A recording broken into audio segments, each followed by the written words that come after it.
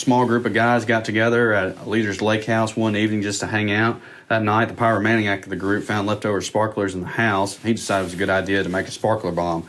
So he lit the sparklers in the yard. It began to catch the yard on fire. So as the fire spread, we found that there was a leftover bottle of lighter fluid that had been there from the day before. One guy noticed it and how the fire was quickly approaching it. He decided to kick it out of the way. Well, when he kicked the bottle, lighter fluid spewed all over his leg, thus catching his leg on fire. He tried to stop, drop, and roll, but it didn't work, so he got up and ran as quick as he could to the lake. Well, thankfully, when he got out, only his pants were burned and not his skin. However, due to the high heat, he suffered second-degree burns. Pretty much ended our fire time for that night and the nights to come. Damn, I'm glad I didn't peak in high school, 'cause my best days will be in the past. I know, looking back, it ain't all bad, but damn, I'm glad I didn't peak in high school. Hey everyone, welcome to Unlearning Youth Group. We're the podcast where we take a look at all the things we learned back in youth group. We find the good, unlearn the bad, and figure out where the heck we go from here. If we haven't met, my name is Jonathan Carone, and I'm joined as always by Eric Williams. Eric, can you go ahead and say hey to the people? Hey, what's up, people? I know we start every single week off with a funny story like that, but Jonathan, I'm hearing that there's something interesting about this one that we started with this week, and what is that? Yeah, so that was a story from my friend Britton, and Britton and the other two guys in that story were a part of the student ministry that I helped lead, and Britton and one of the guys in the story specifically were in my small group. So I got to know these guys really well. The fact that Britton told us that story makes me so incredibly happy. And the funniest part of it, in my mind at least, is the pyrotechnic in that story. The guy who started the whole thing on fire, he's now a pilot in the United States Air Force. So you can blow stuff up as a kid and grow up and do good things. It must have been your leadership. Were you leading that small group, or you were just in that small group? I became their leader not too long after that. So there's a story there for another day that involves drugs and a bunch of other stuff that we won't get into today. But I love those guys, Britton, Tyler, Austin. If you're listening, love you guys and hope you're doing great. But anyways, I picked that story for a reason for today because of the topic we're talking about. Eric, can you give the people an idea of what we're talking about?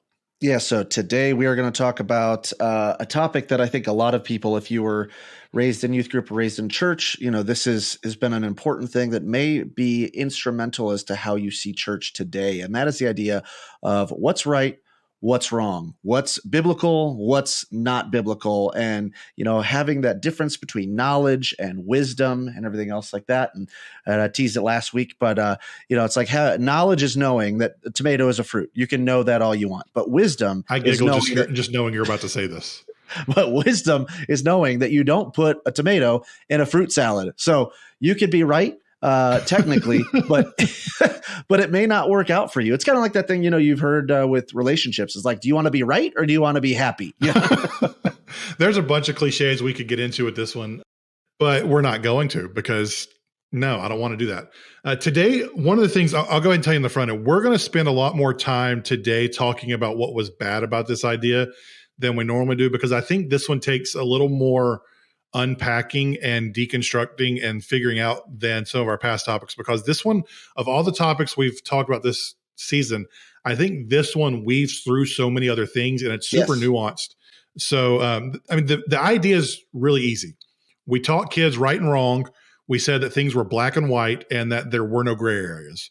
It was either biblical or unbiblical. You were either right or you were wrong. You were following Jesus or you weren't. And there was no room for gray area, no room for nuance, no room for discussion on any of that. Right. And the other piece of that is that our version, or Christianity's version of right, essentially trumped all other versions of right. And so, you know, I think you're spot on with this, is that so many other of our issues, I think, growing up through church or leading, you know, youth groups is hinges on this topic, because this is a foundation for a lot of those things and those nuances. And, you know, now that we've grown up, we're realizing that there's a lot more gray areas in between what we were taught was black and white. And I think that negatively impacted a lot of people that grew up in the church, don't you? Yeah. And if you look at some of the stuff we've talked about this season, our language, growing up, we were taught cussing's bad. don't cuss. There's a right and wrong there. And as we talked through that episode, we realized that language is kind of fleeting and there's all sorts of nuance there depending on culture and location and where you grow up.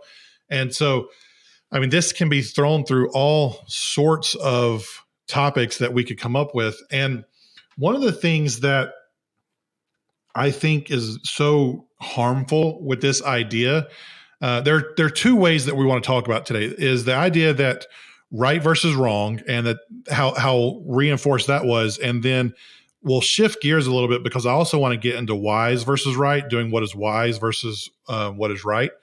But as we talk about the right versus wrong idea, growing up, there was a way that Christians were supposed to act and think and do and be that was beat into my head that I really struggled with because, I mean, I was the pop punk emo kid who's listening to music, who has some cuss words in it, who's dealing with my emotions and is a little rough around the edges. Now, I never did anything that was quote unquote bad kid related. I was never drinking, smoking, any of those things.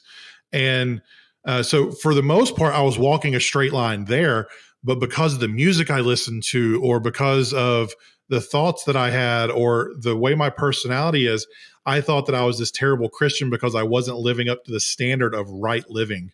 And it wasn't until I actually got into ministry that I realized the idea of behavior modification, which is probably an episode for next season. But so much of this right versus wrong results in us just modifying our behavior and thinking we're holy because we're behaving the right way instead of actually being the right way. And do you know who actually did that in the Bible? That was the Pharisees. That's right. Our favorite. They were the protagonists of the story, right? They were the good guy. I wouldn't know they weren't the good guys. What am I talking about? Yeah, that's what it seems like a lot of times. And I think the issue there too is like, then what I think it relates to is when I'm raising my own kids and all the times that I have to stop and think about how I just really want their compliance on things and I really want to modify their behavior. When in reality, I know that it's a lot better if I could seek down to understand what they're going through, talk them through the things, and educate them on the decisions that they're making and educate them on the consequences of those decisions and kind of walk through and let them discover it for themselves. Because any of you that have kids, you know that there's definitely plenty of times that they're like, well, why can't I do this? I'm like, well, you just can't, it's like, because I said so. And that raises a child situation that's unhealthy. And in the same way, think about how much more damaging that is when our faith is a because I said so, because the Bible said so. And for a lot of people, because you're not willing, or you don't have the time or the energy or you're, the security in your faith enough to examine some of these things and the nuances, the teaching that we end up doing is a because I said so, because the Bible said so, because I heard so-and-so who said the Bible said so, instead of being willing to discuss some of these things. Because I think there's a lot of nuance in between what's right and what's wrong. And, we see a lot of that, especially growing up in youth group and in, like, for instance, a relationship or dating or something like that. And if you look at so many of the people in our culture, and we probably have friends who are like this, you grew up in youth group, grew up going to church, and they've walked away from their faith now. And I've heard many people say the idea that religion is just a way to make you to comply, or religion's all about power because people want you to, if they can control the way you act and the way you believe, they can control everything else you do. And when you set up a culture of, well, this is right, this is wrong, you have to do this, you have to do that, then, I mean, there is a power structure there that comes down to, well, Pastor Johnny said we have to do this. If you think about it, you hear a lot of people going, well, pastor says this, pastor says that, pastor says this. And it doesn't even matter who it is. It's just pastor said, or I heard pastor say, and then that becomes canon. And so many of our Christians and so many of our parents or authority figures that we had growing up, they took what was taught to them as gospel and then taught it to us. And so when we start asking the questions of like, well, does the Bible actually say that? Where does the Bible say I can't do this? Right. They can't answer it. And exactly. One of the things that happened is So Eric, I don't know if you know the stat or not, but the single biggest reason most teenagers walk away from the church after high school is because there's no place for their doubts or their questions. Right. Because what happens a lot of times is these rules and these ideas that we're taught as kids, once we get a little bit older and start questioning things, because we all do that, the people we're asking the questions of, they say, you just got to believe, or that's just the way it is. Or they can't actually answer, and they're not willing to dialogue or dig. So this tertiary or way down the importance list idea that you told me was this, the Bible actually says it's not that. So if you're lying to me there, where else are you lying at? Where else are you trying to control me? And so that idea is what's leading to this whole deconstructing faith movement of people leaving their faith because they were taught this oppressive right versus wrong, listen to me idea, don't question anything. And it's really turned into an unhealthy 20-year down the line result where unfortunately people think, oh, this isn't worth it anymore. I'm going to go do my own thing. Yeah. And I think that, this argument, this debate, this issue isn't even new. It's just taken on a new form. But if you think about it, going all the way back to the Catholic Church, this is really why the Protestant Reformation happened. It's one of the reasons. It's, the power structure was set up because of what was right and what was wrong. And those things were being twisted, whether intentionally or not, into the powerful being held by people, most likely men, who controlled the knowledge. And then, you go all the way to the printing press. And like before the printing press, you didn't even have your own Bible, let alone having a Bible in a language that you can read.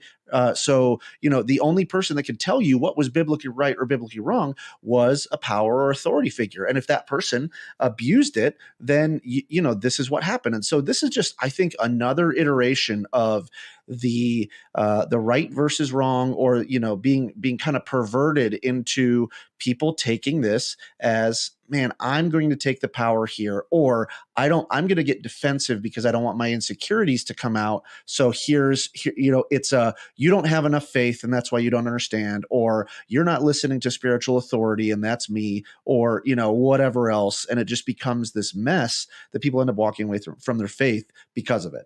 And so you go back to the early mid 2000s, and you've got guys like Rob Bell and some others who were writing books questioning things.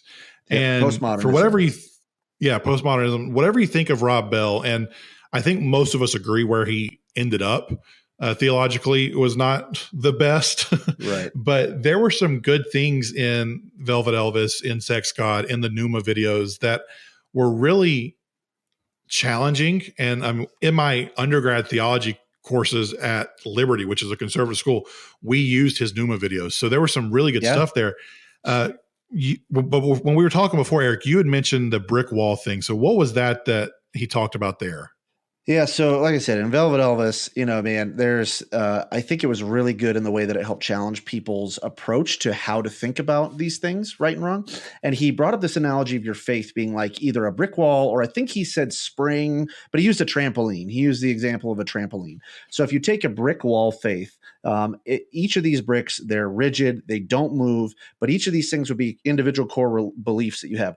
As you start to pull out individual bricks and examine them, if you pull out too many of them, the entire wall starts to crumble. Whereas if you have a trampoline, these springs, they can flex, they can bend a little bit depending on who's on the trampoline, how many people are there. If you take out one individual spring on a trampoline to look at it, to examine it, to see, its structure, the rest of them will still bend and flex to accommodate it. And so he was really making the difference, whatever you believe about how it all ended up, but trying to help us attack this idea of rigid right versus wrong. And I think that that's really the main problem of looking at it black and white, is you become this brick wall faith where the reason why we can't examine these individual areas or see room for nuance is because we're afraid the entire faith structure will fall down. And I know as a youth group or a student ministry pastor, it was a situation where I felt the pressure that I had to keep the right versus wrong on the forefront, and really the behavior modification on the forefront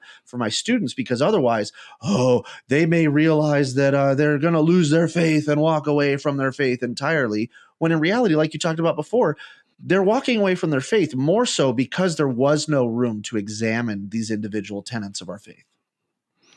And we didn't want to be known as the youth group with kids who smoked, or we didn't want to be the youth Right. group with kids who did that, or we didn't want to be considered hypocrites by the non-Christians in school if we were questioning things or doing things and trying to push the boundaries. So we live with that right versus wrong mentality. And I'm glad that we're seeing the negative sides of it. And I think it's up to us to really start to move forward and to create healthier cultures so that we don't do this anymore, so that we can have a culture, we can raise a generation of kids who realize how important it is to do the study of scripture to find the answers yourself, as opposed to just listening to what the leaders who were teaching. Because as kids, you think adults are always right.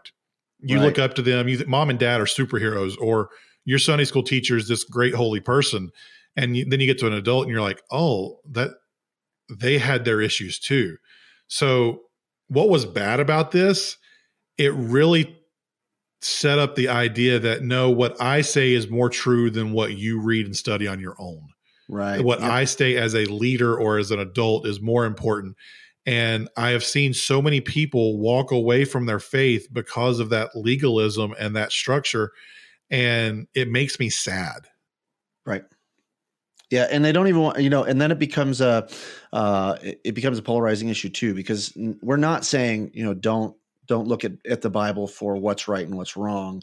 But then people will wholly reject the Bible in general because of the people representing it, as opposed to taking an honest look and looking into it and reading all the nuance that's contained there between not only what is I'm going to use clearly, but like what's clearly wrong or what's explicitly stated in the Bible, but also looking at what's explicitly stated in the Bible, but in a particular context or for a particular people or for a particular time, or knowing that the things that are explicitly wrong in the Bible also are surrounded with love and grace. And I think the other piece that we get wrong on this is we elevate what's right and what's wrong, and we make the Bible, or we make God like this, we make him judge, jury, executioner, as opposed to also seeing it with the nuance of love and grace and acceptance and things like that. And so I think that this is very important. And then not only that, we're talking about right and wrong.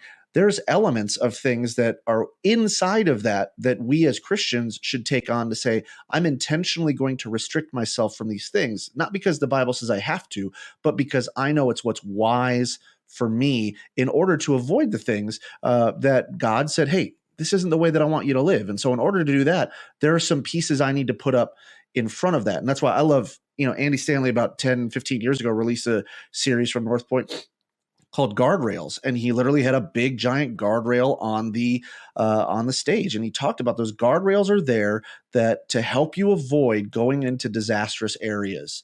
Right. So they're just those things that you set up on the side of the road that, may hurt a little bit, but they're going to help you from doing something that's going to hurt a lot more. And it helps you decide like what's wise as opposed to what's right or wrong. The problem was we set up roadblocks instead of setting up guardrails. Oh, we didn't that'll preach. That'll preach. That was good, man.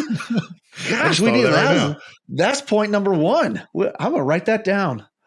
Seriously, we set up roadblocks instead of guardrails and said, don't even go down this path.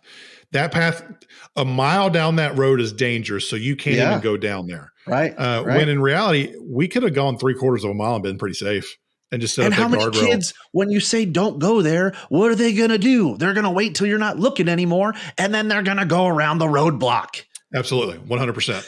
And going back to it, so if we do want to point to the Bible, Ephesians 5 says to be careful how you live. Don't act like fools. Don't be unwise, but be wise.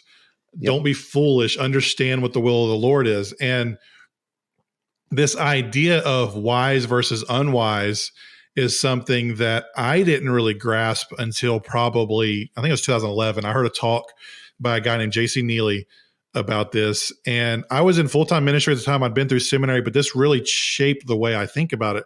And he used an analogy of dating because at the time, Nicole and I were still dating. We hadn't gotten married yet. And many of you, if you're dating now, or you'll understand this. And if you're married, you'll definitely understand it.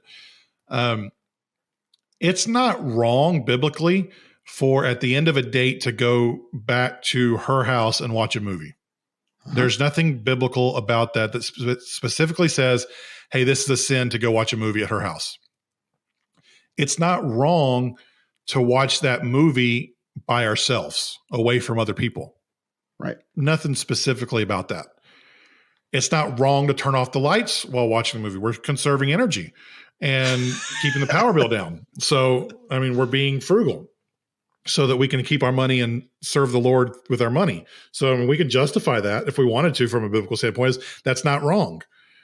It's not wrong to cuddle up next to each other during that movie. There's nothing that says you can't lean into someone of the opposite sex while watching a movie. Like, there's nothing the Bible says about that specifically. And it's not wrong to, get a blanket out because you're conserving that money and not turning the heat on. So maybe it's a little cold and you want to stay warm. So now you're in a dark room by yourself under a blanket, cuddled up next to each other watching a movie. I feel like I've had this exact discussion with a kid in youth group talking about why he did what he did with his girlfriend. So go ahead, though. So we're 5 steps into this and no one's done anything biblically wrong yet. And so when you tell somebody, hey, you can't watch a movie in the dark, why? Because I said so. Well, what's wrong about that? There's nothing wrong about it, but it's not wise. Because through a series of steps that are not wrong, you are one step away from an easy step over the cliff into something that might be wrong, or that actually is wrong if you're dating, if you're not married yet.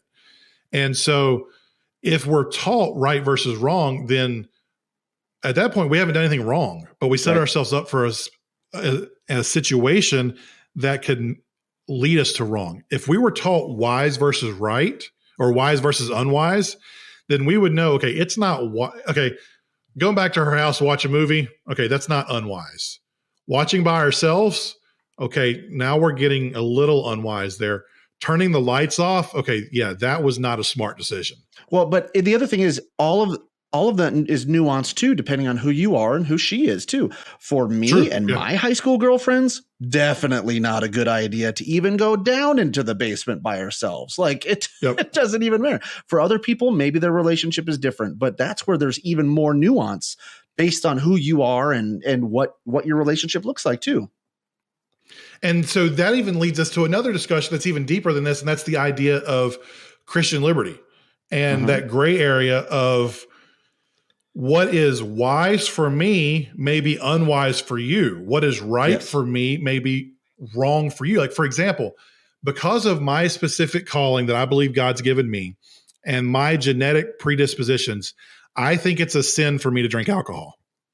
Personally, I will not tell anyone who is above the legal drinking age that they cannot drink alcohol, that it's a sin to drink alcohol. God might tell you that, though. He has different callings for different people.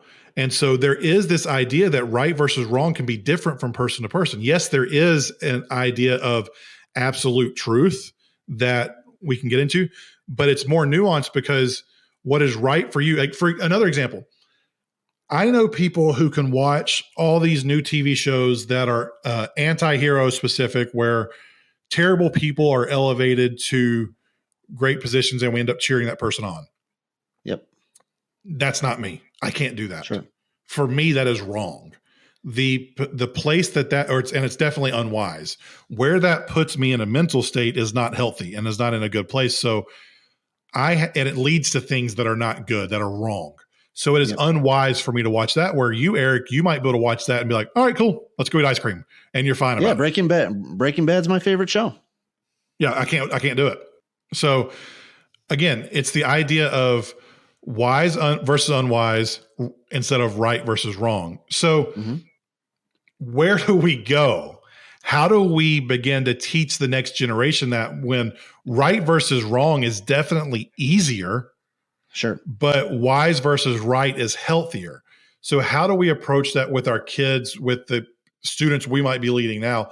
How do we do that? Yeah, I think you hit the nail on the head right away, though, when you talk about this, because even you going through that, scenario of you in the basement with your girlfriend situation, like how many, if you're a youth leader, especially if you led boys, guys, if you led guys, how many of you have heard that when you're talking to your guys about, hey, so you mean, what were you doing? Oh, I mean, and they start to argue these things on, it's not technically wrong to do these things. And I think acknowledging like, hey, leave room for that. And don't be so insecure in your own faith that you have to shoot that down right away and have some sort of answer for it, right? So right away, when we're confronted with the what about, when we're confronted with the, the serpent in the garden, well, did God really say that? Like, instead of jumping to the other side and trying to defend some aspect of faith, be open to the dialogue and help that person get to the spot where you're seeing in that right, in the wise versus unwise. And so I think acknowledging that piece, that insecurity, that spot where maybe you've been brought up or I've been brought up in a way where I've been taught, hey, this is how it is. So this is what's black and white. So deconstructing that in your own self is important too. And then second, I think as adults, we have to realize that gray area exists. Don't you think? Yeah. I think most of life is actually in the gray area. Yeah. Like I was mentioning earlier, God calls some people to stricter rules than others. And yep. And that's okay. And being okay with that, because like you said, like I may have a beer, and Jonathan, if you and I were together and I had a beer, like, I mean, obviously I would be concerned to make sure that you were okay with it. But if we were cool with it, I'd be fine with that. You would be like, okay, cool. No big deal. But if you started looking at me, eyebrows raised, going, that's the devil's juice right there. And, like, oh, it's different for me. Right. Whereas if I've got other issues, and being accepting of that, still helping to keep each other in a spot where we can support each other, but really going, okay, what's wise for you might not be wise for me. And that's okay. That doesn't make me a worse Christian. That doesn't make me a worse person. And these specific ideas where God might call one person to something more strict than the other, that's not because he's some, as my wife would say, fuddy-duddy up in the sky trying to keep us from having our fun. Like, God's called me that because it's a protection. It's a protection mechanism, because I have alcoholism on both sides of my family, like in multiple generations. So the idea that I know myself well enough to know how much I like to drink Dr. Pepper. So if I like Dr. Pepper that much, how much am I going to like a beer or something harder than that? And so it's my protection that rule is in place. So I've got to realize that, and teaching kids that some of these rules, they're not because we don't want you to have fun. Some of these things are because it's for your protection. And until you can know what you can do, you've got to go more strict. And because of that, I think one of the healthiest things we can do for our students, for our kids, is to find safe places to give them the ability to learn how to make those decisions of wise versus right in a way that the stakes are lower. Right, we have to give them the opportunity to screw up and make a decision when the penalty or the punishment isn't as big as in the future. So I have a daughter who is 5 years old. There are times that I let her make the wrong decision because I want her to learn that now when she's 5, that if you do this, that happens. So that when she's 16, she knows that principle already, and the stakes are higher. She's already had experience making the hard decision and learning, and can make that as she gets older. If we let them learn the difference when the stakes are low, then they'll have the experience with those decisions when the stakes are higher. Yes, exactly. And I think that's the other thing too, is to look at especially if it's in if it's with your kids, right? I know right now that both of my kids can handle two different things. If you have more than one child, that one of your children is going to be the one that you can trust to watch the house while you're gone, or the one that you can trust when you leave the room. The other one is not. One of them is going to be the one that you could trust for certain things, and the other one is not. And like, they have different needs and thoughts and ability. And I think looking at your own kids that way, looking at any kids that you're leading in youth group is that way, looking at the people around you is that way too, is that God created us all unique and different. And like we've said over and over again, there is biblical truth, but I think the guardrails are going to be different depending on what type of road you particularly are driving on, or what you need for the type of driver that you are. And for us specifically as adults now, as people who are trying to figure this out on our own, I come back to a quote from a guy named Dominic Foxworth. He played in the NFL and is a Harvard Business School grad. He's got a saying that I love. It says, "Absolutes are for children and dumb people." As we're older, we've got to realize that, yes, there's absolute truth, but in a lot of cases, probably in most cases, it's not going to be an absolute situation. That Exactly. yes, our morality does not change, our convictions do not change, but the application of that will be different based on context. And even the Bible says that there are some things in certain cultural situations in the Bible that are wrong that in other cultural situations are okay. So we've got to learn God's heart in this. We've got to learn his disposition. And the other piece is we have to do the study. And so we know that, but then we also have to have the relationship ongoing so that we have the conviction of the Holy Spirit to know when we're doing something right and when we're doing something wrong, when we're doing something wise and unwise. Because the reason the Holy Spirit was sent to us was as an encourager, yes, but it was also to be with us as we go so that we can know what is right, what is wrong, what is wise, what is unwise, and what is the will of God moving forward. Yep, exactly. So this whole conversation, I mean, right, wrong, all of that, like we said in the very beginning, it's really the cornerstone of the things we've been talking about the entire season. And so, in light of that, it may be a good idea. You can go back and listen to previous weeks to think through maybe where did you react to some of these issues on what's right, what's wrong, where's the nuance in between. And hopefully that's really what Jonathan and I have been trying to do, is show some of those nuances in between the issues. What was wrong about it? What was the right intention behind it? And how do we move on in a positive way now that we are raising kids and leading whatever groups of our own? And so, it's been 8 weeks, Jonathan. I think this is the last one for a while, isn't it? Yeah, we put this one as the last of the season because we wanted you all to have a chance to unpack this one, because this is the most nuanced topic we've talked about, really, and the one that takes the most unlearning from what we've been taught as kids. So we're going to take a break for a little bit here. One of the things we're going to hope to do possibly in between now and when season 2 starts is to do a couple maybe bonus type episodes of just some fun stuff that aren't nearly as complex or deep.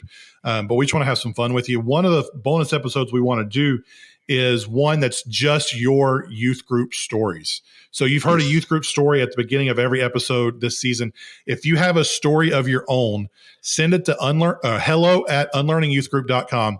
If we get enough of those, we're going to put together a stories specific episode that's just some fun and a chance to laugh together. During this break, if you want to reach out to Eric and I, Eric, what are your handles on social? Just at Eric W712, ERICW712. So that's on Instagram. On Instagram, I am at Jonathan_Carroll. I'm also on Twitter and Facebook if you want to jump in there as well. But thanks for hanging out with us. Leave us a review of the show. We're going to see you in a couple months, but for now, we're going to leave you with the 90s kids and their song High School, because I think we all can agree that it's a great thing we didn't peak in high school. Damn, I'm glad I didn't peak in high school, 'cause my best days would be